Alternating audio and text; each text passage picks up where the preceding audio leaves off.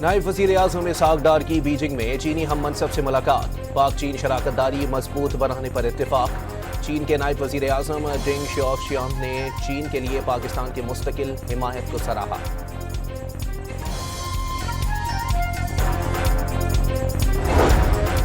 दुनिया क्रिकेट में भारत की नाम निहाद चौहदराहट को बड़ा धचका। बांग्लादेश ने T20 वर्ल्ड कप के लिए टीम भारत न भेजने का ऐलान कर दिया। मुस्तफिजुर रहमान को IPL से निकालने पर भारतीय क्रिकेट बोर्ड से वजाहत भी तलब। कटियारी में कौमी शाहराह पर तेज रफ्तार ट्रेलर मुसाफिर वैन पर उलट गई। बच्चे समेत 4 अफराद जाँ बहक, 7 जख्मी।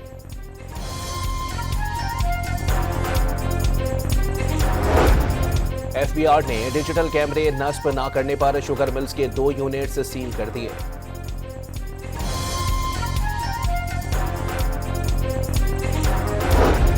और अमरीकी हमले में गिरफ्तार वेनेजुएला के सदर निकोलस मादुरो को न्यूयॉर्क के हिरासती मरकज मुंतकिल कर दिया गया। आज अदालत पेश किए जाने का इम्कान।